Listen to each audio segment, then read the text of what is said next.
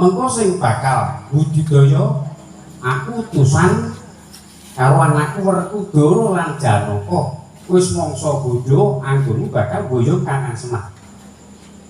Wis cukup sampun. Kula ngantuan tujuan rawuhipun Koko Prabodos kaliyan Kakang Semar. Wis enggal srantau sawetara Puntadewa. Dening utamaning nata Birbudi bawaksana liring kang birbudi mangkono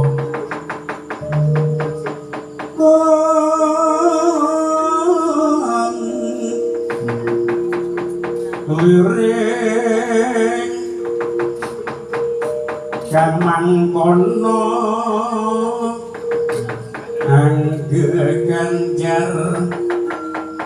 angge ganjar saben dina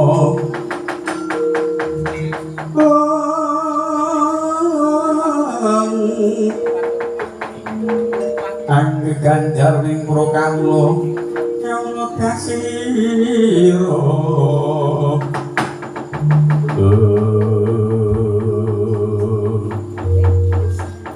Kocako kacaripun Dian Werkudara Dian Arjuna dengan tos lengser sang kodan Kocako Prabu Dasa Wasesa ikus ambaya Sri Naranata Medayang Drong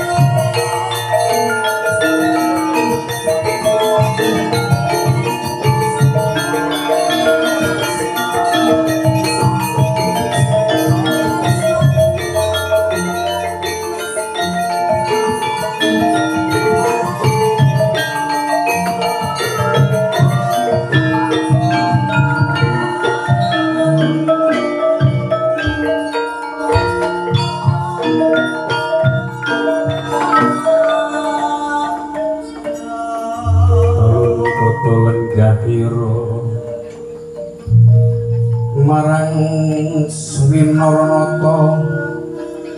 Naranata kang sumembah mungging padanta Prabu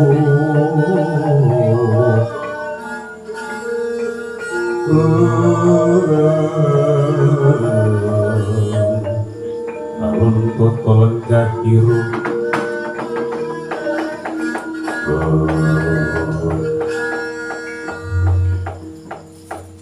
Istungkul mani rojo dewaku romo berban Ati parang Suyudana menika utusan kula kalian Yayi Dasa Wasesa sampun wonten kabul kawusanipun kasunyatan Koko Prabu Kresna kersa rawuh wonten sing pinaturata negari Ngasih wis marata cobot inggal suka pambagya ana krama wis saben dalu mangke Koko Prabu Koko Prabu Drokesna sampun berlegah kanthi prayogi Wagi Rarju. Mangsuk ngono ingkang luwih bawana langkung Sriwidatang awan. Inggih nampi pamujinipun Kyai Joko Pitorno ing Ngroko Manggirarju. Syukur jajeng. Koko Prabu Manggirarju bekti kula kunjuk Koko Prabu. Cipta kakangku padha kanthi Rarji bekti kunjuk Koko Prabu Manggirarju bekti kula kunjuk Koko Prabu Manggirarju Koko Prabu wis rasah do bageke wis rasah do bekti Koko Prabu sajak mengko duka. Nyuwun sewu Kyai Punta. Kula menika kaanggep sesepuh, kaanggep pengayom wonten negari Ngamarta. Menapa sebabipun wonten rembag negari?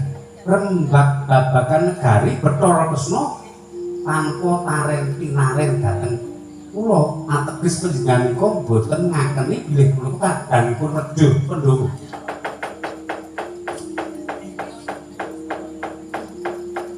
Satung deduka Koko Prabu. Sampun boten sayur badiyada. Artos Romo Kendhan. Yesung disi. Bathara Kresna. Kowe padha slamet Bathara Kresna. Iya. Napa pamujimu kaya ora lanase sawiji apa? Ditepungake iki Ratu Ndorowati Bathara Kresna. Lah kowe sapa?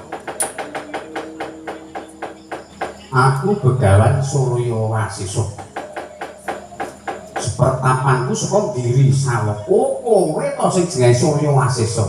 Iya, Para Nyoko. Lho kok banjur kuwi ora basa ora tata krama karo aku, Bro. Mung gumantung ngono arep. Kowe wae sing pinaka dadi bapak guru, sing luwih sepuh ora iso nyontoni karo sing luwih nom. Yen kowe kepengin diajeni, sak ora-orane kowe ngajeni karo sing luwih nom. Kowe wae ora basa karo aku kok kon basa karo kowe. Ketemu pirang perkara. Oh iya, ora apa-apa. Takon. Mung ngene ya, Bathara Kresna dadi suwurung. Pandhawa kuwi sak nyatane muridku. Mergo padha meguru marang aku. Kurawa ya muridku. Sapa sing kersa rawuh ana stinggil binatang top Ratna Ngastina teges kuwi muridku. Mung gari kowe gelem apa julung tukul utawa gelem ngakoni apa ora yen kowe duwe bapak guru Surya Wasesa ora butuh. Aku meguru karo pendhita kuwi yen cocok panemene yen aku ora cocok kowe arep apa? Saiki tak takon Kresna. Takono. Waton ora angel-angel tak jawab.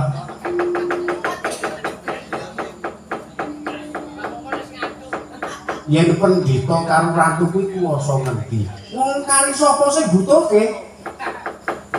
Yen pendhita sing butuhke ratu ateges ratu luwih kuwasa, mergo sing butuhke pendhita. Osok balene sing butuhke ratu, pendhita kuwi luwih dhuwur derajate timbang ratu. Dong ora kowe iso mikir ora? Yo iya kalah meneh. Ora apa-apa. Iki ngene ya Bathara Kresna. Kumpuling para Pandhawa sak nyatane padha meguru marang aku bakal njaluk ngelmu, nyuwun ngelmu Kuntaya, bakal njaluk ngelmu apa meneh liya-liyane. Bakal tak wedang kabeh ning sanane kudu antane kula lan Pandhawa kudu anggur dunjuk rukun. Lan ora kena ngucap lasih perang Baratayuda dadi suruh. Iki mau serembug wis meh paripurna. Pandhawa gelem nampa bumi Ngastra sigar semangka sing separo ana ngersane. Anggir Kuntadewa sing separo ana ngersane. Anggir Duryudana. Mung kali tandha tapak asta. Aku saiki tak takon ya Pendhita. Kok kowe bakal murungi perang Baratayuda ki apa kowe ngerti? Kamangka sing jenenge Sabdan Jawata kuwi ora kena ora bali. Sing jenenge perang Baratayuda ki pangripani para Jawata para Dewa. Lah kowe iki mung dadani Lasmana kok murungi perang Baratayuda. Aku tak takon. Sing jenenge perang Baratayuda ki apa yen kowe Pendhita pinter? Perang Baratayuda. Iya tak takon, apa artine? Perang kuwi wis pokoke rame lho ae.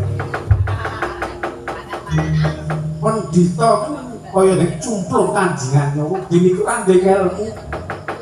Kok dadi kowe arep merangi Baratayuda iki? Sing jenenge perang Baratayuda ki tak tuduhno ya. Tak jarwakno ben kowe ngerti lunike. Baratayuda teges perang suci, perang janji. Amarga rikala semana Ibu Ibu Gendari lan Ibu Kunti kuwi padha rakur wong merga padha-padha tresna karo Pandhu. Sing ditampa tresnane kuwi Kunti, Ibu Kunti. Lah Ibu Gendari ora ditampa katresnane, mula Ibu Gendari nibake Pasapa lan Supan. Nganti turun anak putuku Ibu Gendari ngendika ora bakal takon aku karo anake Kunti. Lah ana kono kuwi jenenge perang janji kok ana kono kuwi sing diarani perang Baratayuda. Merga kuwi nyaring katemenan sapa sing luput bakal nampa karemaning ing moho kuwasa. Perang Baratayuda becik ketitik ana ketara sapa gawe lu ngunduh kowe pangapi sapa sing salah seleh. Kowe iki dong ora rasa ketak-kecit. Pendhita ki nek mung kegeden kecu.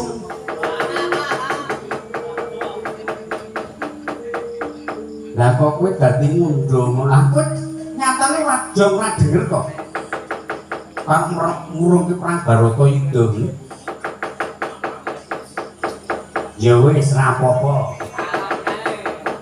Kalah meneh iki. Mung saiki ngene Bathara Kresna. Pandhawa ki gelem matur lan negara kersa diparo sing separo ngersane Anggir Duryudana. Nek bab negara Kresna ki ra melu-melu. Mergo pancen iki dudu wewenang Kresna. Upamane sing padha tandha tapak asta kuwi para Pandhawa kuwi pancen wewenang Pandhawa.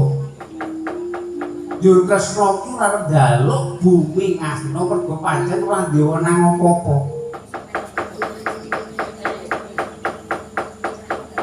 Kowe iki dong apa ora? Kok daden murungi perang Baratayuda.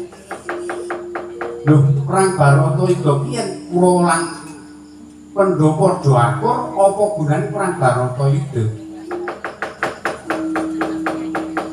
Jare iki botoking Baratayuda. Lah kok ora melu tandha tapak asta bab negara. Bab perang Baratayuda ki jare arep kok ngurungke. Senajan aku botoking Pandhawa dadi botoking perang Baratayuda. Yen senopatine ora padha, Bandayuda jagone ora karo, arep botoke apa?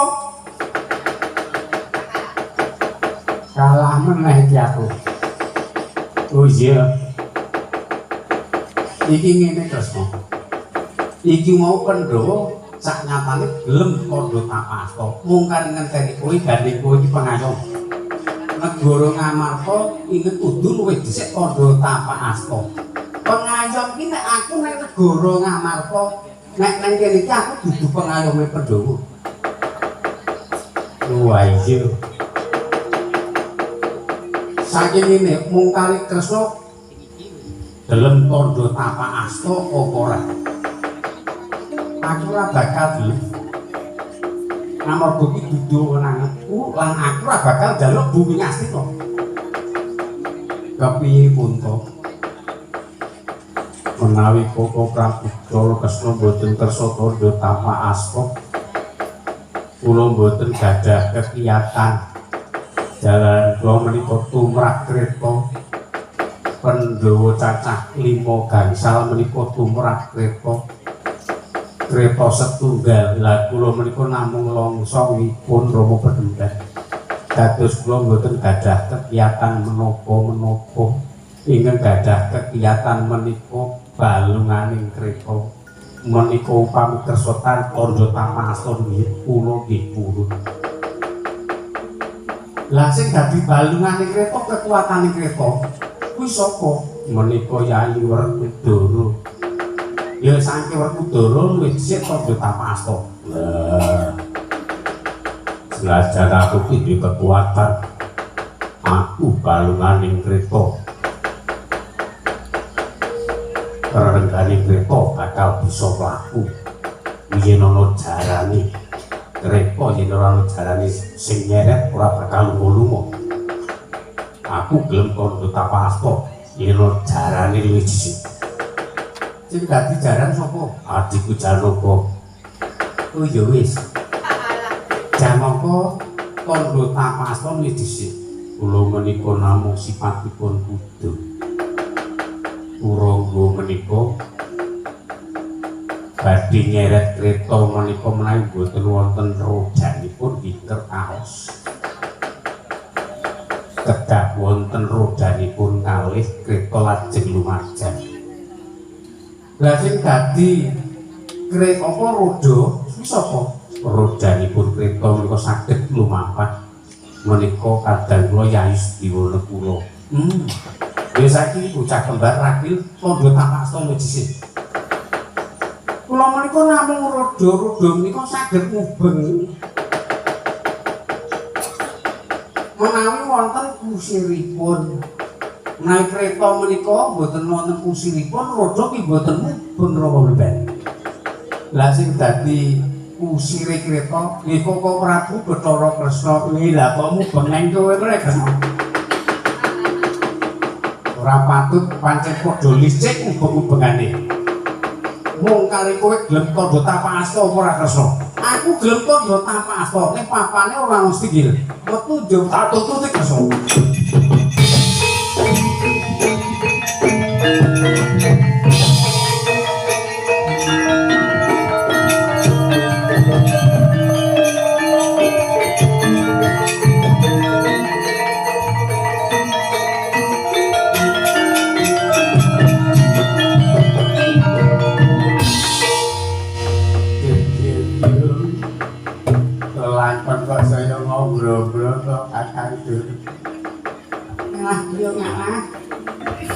Kresna kaya ditekake rene ngono Mas. Ora ana gunane kok dadak ditekake pirang ngrono semaning mencena wis kok dadak Kresna barang. Rene ora urun apa-apa. Nek urun-urun bakwi wis lawe mungkus semono. Rene ora nguruni apa-apa kok. Ngarung dino.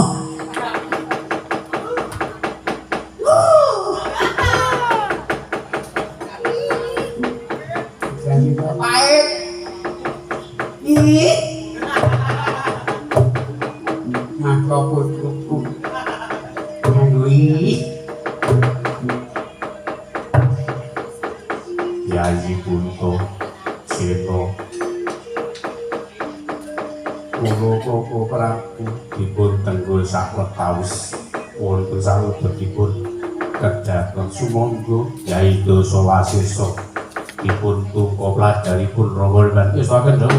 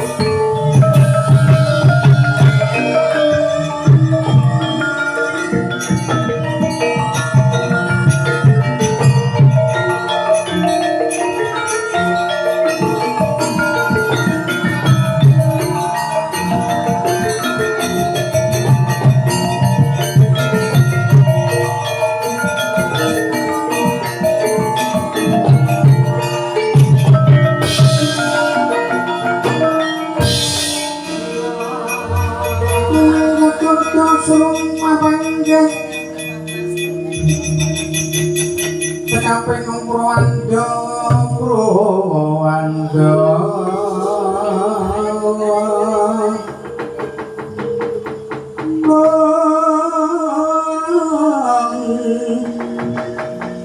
cuma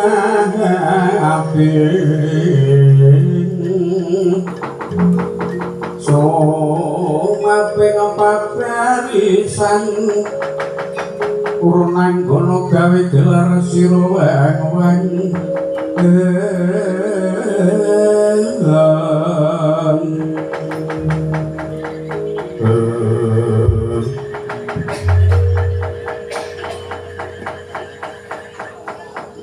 lho apa nek ngampul iki ora ngono kuwi ngen ndi wis gono dadak tadi entah-entah kebul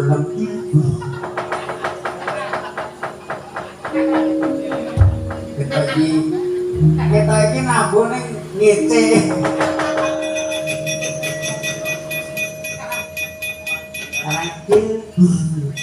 dil gurgi sesuk metu yo limon nang ngono ya kok tak karo ngono iki kae diawe karo pendeta biasa di rumahnya ono damongkon bungsuk muka-muka stobut kula bener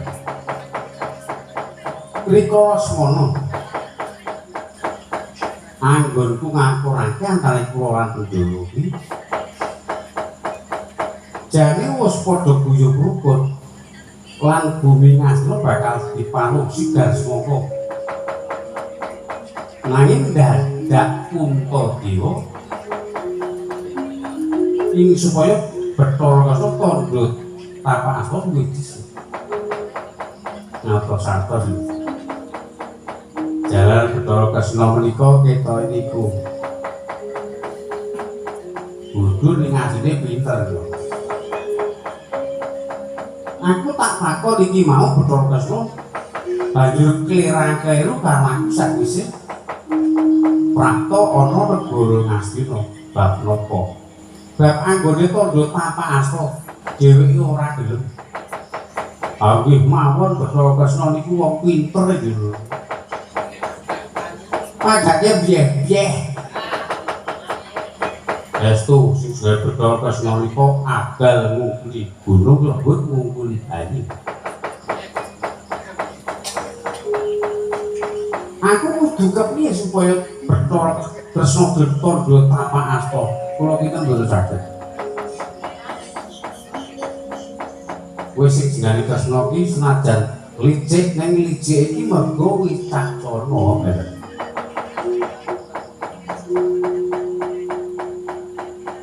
banjur aku supaya ngalahke Bathara Kresna tak rodo paling maksud supaya gelem tandha tapak asta kudu kepiye kula ki mboten saged menang kula pun ngertos menawi Bathara Kresna menika ratu ingkang wicaksana langkung-langkung kegadahan pusaka kaca pasat yung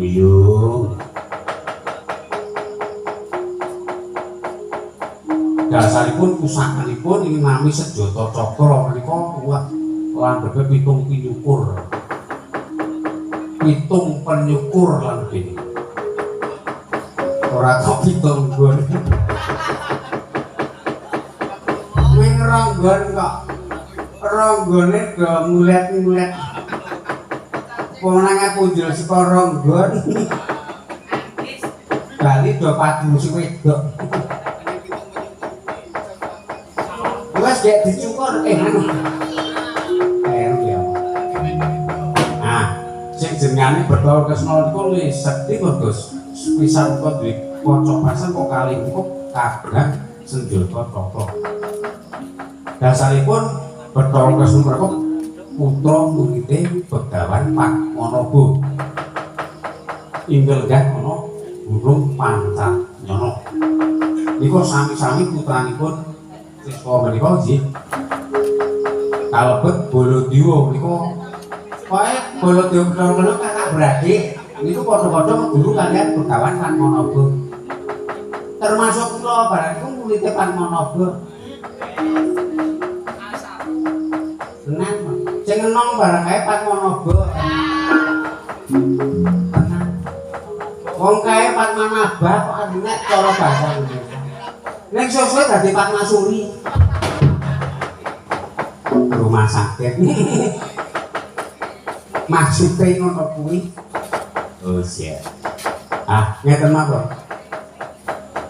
Mawi nek daya sanesipun boten sangkut saprasani Bathara Kresna. Ora aku tak takon. Bathara Kresna kasutene ana ngendi? Weri-weri nika. Bathara Kresna kok saged Mancala Putra, Mancala Putri.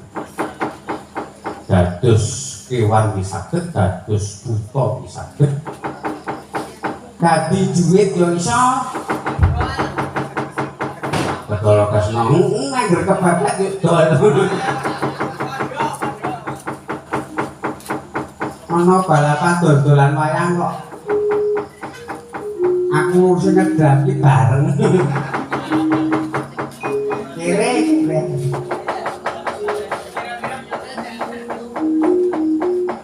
Ya saiki ngene. Sing paling gegilane Bathara Kresna ki dadi apa? Weri-weri yo.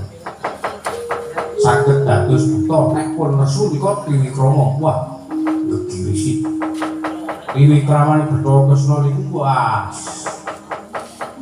Buta sak gumanaan. Anggepmu sing iso dadi buta kuwi Bathara Kresna. Aku yo ora kalah dong. Aku iso dadi buta. Estu napa? Tontonan nek kita dadi buta.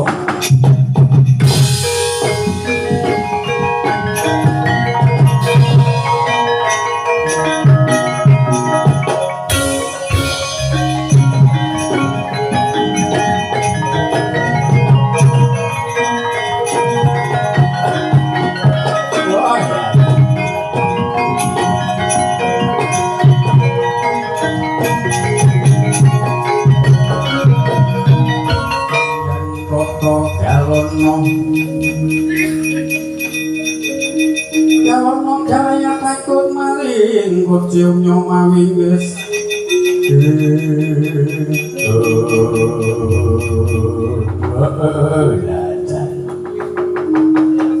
amat mogok aku dadi buta lho panjenengan pinter tenan lho iso dadi buta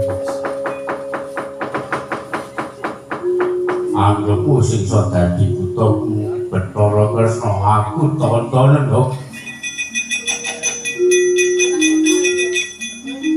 Yo karang wong cukup. Sedilo wae wis malik cadangan.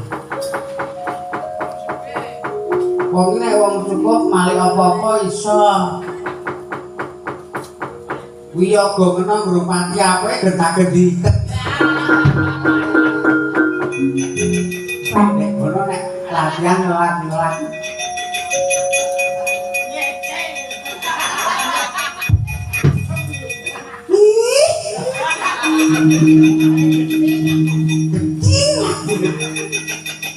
Lah jangan ngono. Lho. Datu di. Pripun, Lek? Apa rombongan menika sisa solan salin kaya wah mboten wonten. Rombongan kene iki ya sanane karo monoton. Seragam abang ya duwene abang. Tenang kok iki esuk sore goneng wates mbok dikumbah ora. Kandhe kuno sewane kudu ronggon. Ora dikumbah kok njaluk ronggon. Canggon wae to, Mbak. Ayo Mbah Momon canggon.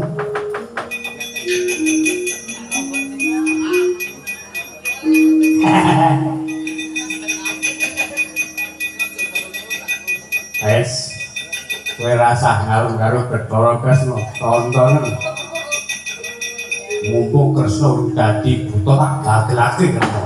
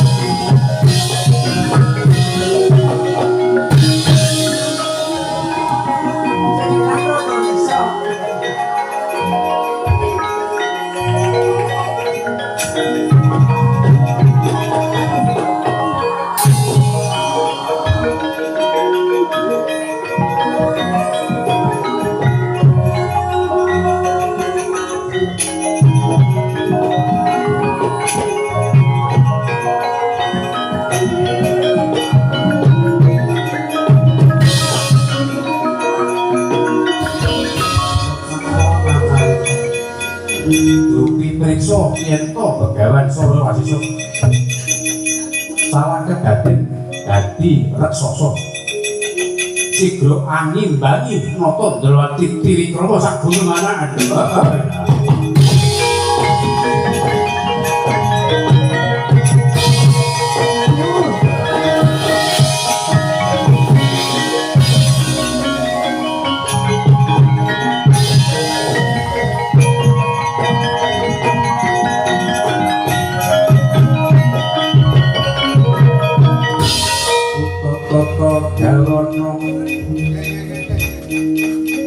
Yalono galanya takut maring kociong nyomawi wingis netra magroyan groyan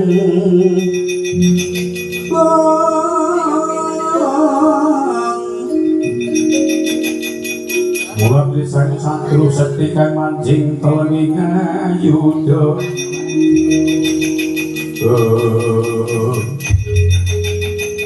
Ridu mawon